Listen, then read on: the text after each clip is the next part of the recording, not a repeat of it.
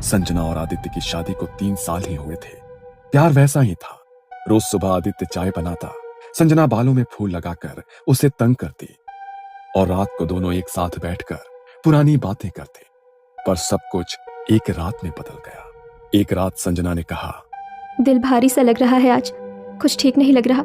अचानक सीने में दर्द उठा। अस्पताल ले जाया गया, पर डॉक्टर ने सिर झुका लिया। Heart failure. उस रात आदित्य की दुनिया बदल गई। उसके दिल की धड़कन रुक गई। गांव के शमशान घाट में अगली सुबह संजना का अंतिम संस्कार किया गया। संजना को शादी के जोड़े में विदा कर दिया।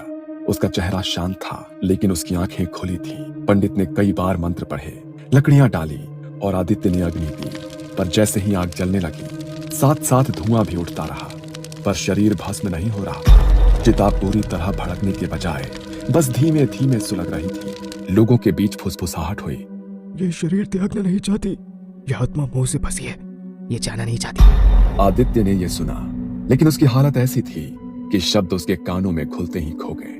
बस एक अजीब सा बोझ उसके सीने में बैठ गया। उस रात आदित्य अकेले घर लौटा। घर में एक अजीब सा सन्नाटा था।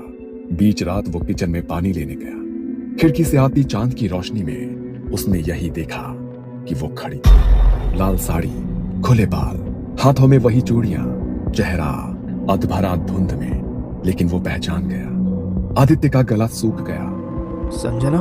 उसके होठ थोड़े हिले, जैसे वो मुस्कुराई हो, और फिर अंधेरे में समा गए। इसके बाद आदित्य को नींद नहीं आई। वो बिस्तर पर लेटा तो जरूर, लेकिन दिमाग उसी किचन के दरवाजे पर अटका था। आदित्य सोच रहा था, क्या सच में मैंने उसे देखा?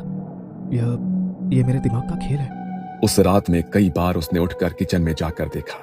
हर बार बस खालीपन था, सिर्फ फ्रिज की धीमी आवाज और घड़ी की टिक टिक। सुबह होते ही उसने श्रुति को फोन किया।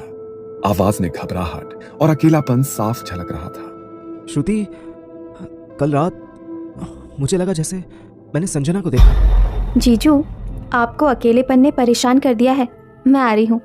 उस दिन के बाद से श्रुति अक्सर उससे मिलने आने लगी। कभी कुछ खाने का बहाना, तो कभी पुरानी बातें करने का। कई बार वो देर तक बैठी रहती, और कई रातें ऐसी भी थी जब वो वहीं रुक जाती। धीरे धीरे उनकी बातचीत गहरी होने लगी। कभी हंसी तो कभी चुप्पी, कभी बस एक दूसरे को देखना, जैसे कोई नया रिश्ता बनने को तैयार हो। लेकिन दोनों को ये एहसास नहीं था कि जिस घर में वो करीब आ रहे थे, वहां कोई और भी मौजूद था, जो ये सब कुछ देख रहा था। आखिर उनके अलावा कौन था? अगले भाग में देखें।